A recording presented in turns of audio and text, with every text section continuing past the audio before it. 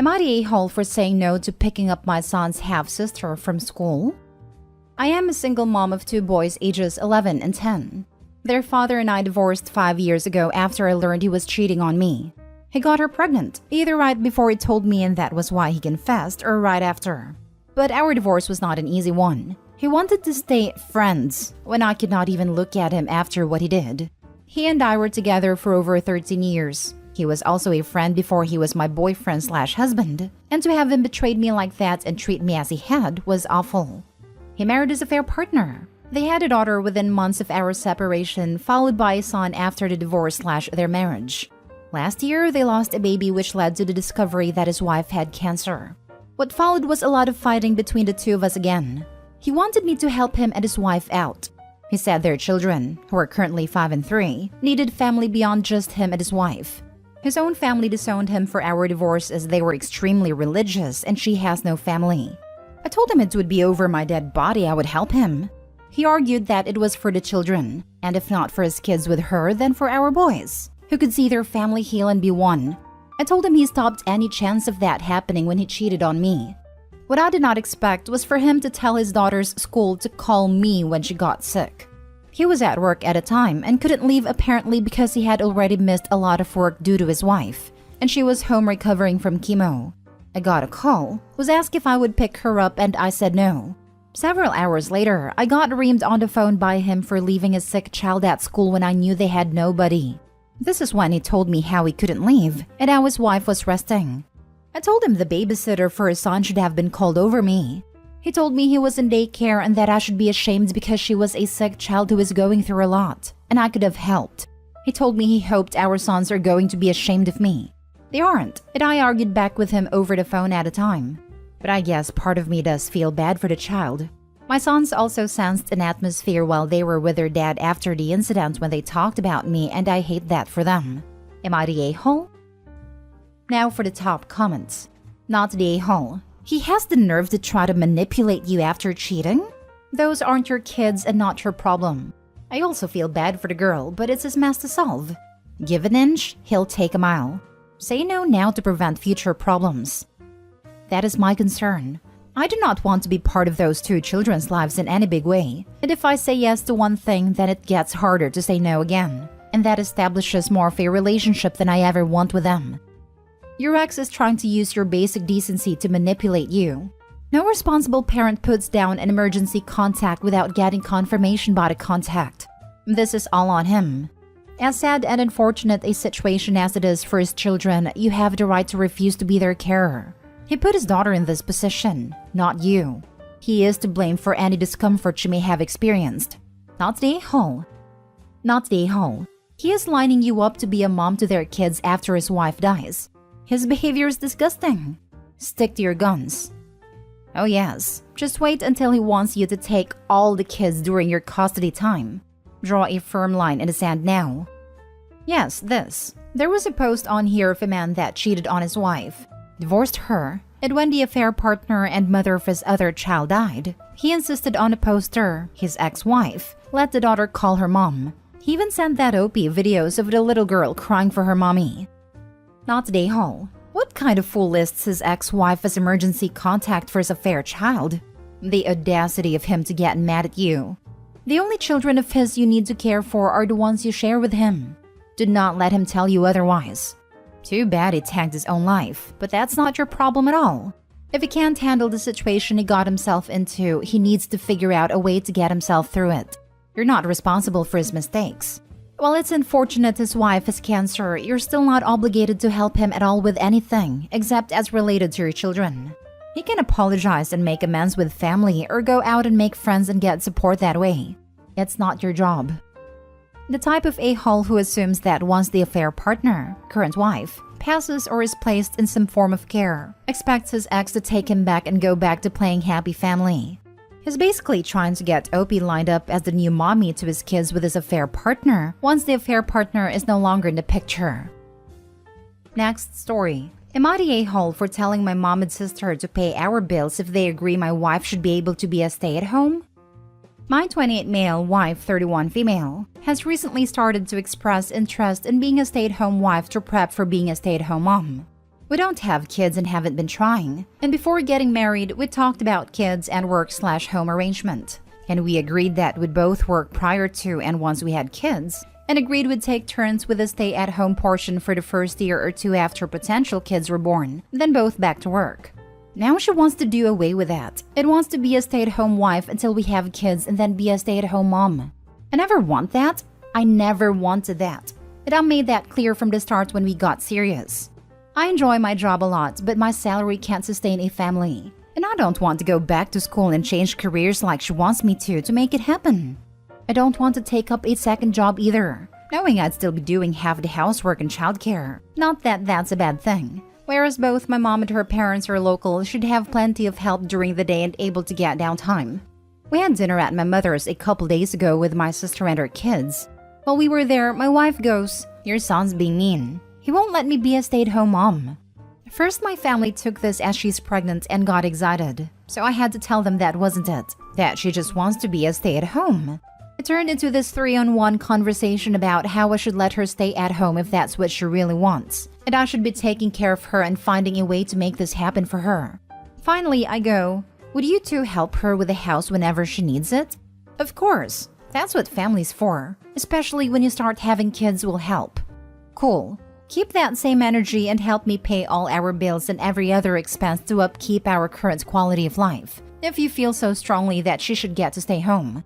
They did not like that and told me I was being overdramatic. My mom called me stubborn and told me to find corners to cut to afford everything on my salary and drop things like streaming services, some of my hobbies, go from 2 cars to 1, etc. We left and my wife wasn't too happy on the way home. She says I was out of line for saying that to my mom and sister, especially since she thinks I was serious. Was I wrong for telling my mom and sister to pay our bills if they wanted me to go along with it? Not today, Hall, because you didn't bring it up to them. Your wife did. She was being manipulative and you called her on it. Be careful. I could see an, "Oops, we're pregnant. Now we have to stay home" moment coming. Haha, glad it wasn't just me seeing it. Not the a-hole. I've been here and the divorce will be horrible once you have children. Get out now. She's shown her true colors. This is the warning sign. Seriously, divorce this woman. Not the a-hole. Or at least get a vasectomy. I agree. End this now. Being stay-at-home used to mean all husbands needed to do at home was mow the lawn, shovel snow, and take cars in for service. If her expectation is you will be doing half the housework and childcare when at home, don't come at me. I believe in involved parents of all genders, just making a point here. Plus working 2 jobs, or going to school while working to get a higher salary job you don't even want. When the agreement was you would take turns being stay-at-home after kids, that would be a big no for me. I found out after I was with someone for almost 2 years that he expected me to quit work, be a stay-at-home mom, plus have way more kids than I could mentally and physically handle. If you can do that, great, but it would have both broken me and been unfair to the kids. I thought he loved me for who I was, but it turned out he expected marriage to magically transform me. Not the a-hole. Good luck, Opie. Take care of you. Next story. Am I the a-hole for telling my sister to stop coming to me to complain about what my husband says to her? My female 31 sister, female 35, Claire, has struggled with her inability to have kids for years. She gets all kinds of questions from people about when she'll have kids, but somehow she focuses on what my husband says about the topic and complains about how he constantly makes backhanded comments about her inability to have kids. She once claimed he told her women in their 30s plus have lesser chances to bear children. Or that one time she claimed he mocked her infertility by calling her garden barren, just like her. I admit that my husband is the type to dish it out, but her complaining seemed excessive because she never liked him anyway. Last week, we got together for dinner at my parents' house. My sister came downstairs later while my mom and I were in the kitchen and told me that my husband suggested she backs out of her IVF treatment and find a better use for the money when she announced wanting to try IVF. She went on about how insensitive and hurtful his words were. I felt upset that I told her she was right to be mad, but she needed to stop coming to me complaining about him as if he was my son, and try to speak to him instead. She snapped at me saying she'll already talk to him, but since he's my husband and I brought him into the family, then I should be the one to handle him. I told her reasoning didn't make any sense, but she called me selfish and cruel just like him. It got so overwhelming when my mom sided with her, even going as far as to say I was enabling him. I left and went home.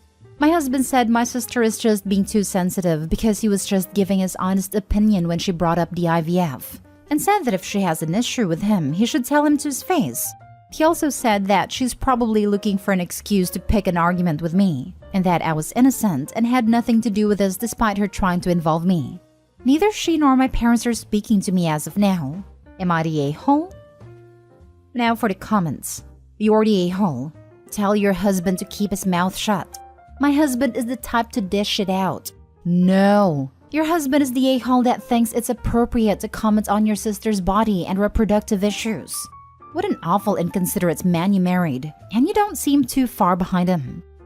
He is also the type to believe his opinion is relevant and that other people care to hear it. Hopefully someone clarifies to him that this is not the case, and since he is neither the sister's financial planner nor fertility doctor, he should sit back down. This right here. It's one thing to be honest if someone asks for your opinion. It's an entirely different thing to offer your opinion when it's neither wanted nor needed. My uncle is like this. If he's read a book or heard a podcast, he's an expert. Even if it's my field of study with advanced degrees in peer-reviewed publications. I'll never forget the look on his face when I said, well, that's a common misconception among people who only have a superficial understanding of the issue. If you want to dig deeper, I can send you some articles. My father kept it together but then left all the way home in the car because it had been years since someone stunned his younger brother like that. You're the a-hole. Fertility issues are incredibly personal, and your husband has absolutely no place dishing it out, as you call it, over something so personal and sensitive. And yes, she is sensitive. It's a sensitive topic, and you should be absolutely ashamed of your husband's abhorrent behavior. He is being a cruel, vindictive bully who needs to learn that every little thought that passes through his boy brain doesn't need to come out of his mouth. Furthermore, him specifically targeting your sister says he actually wants to be cruel and hurtful to her, and you enable him.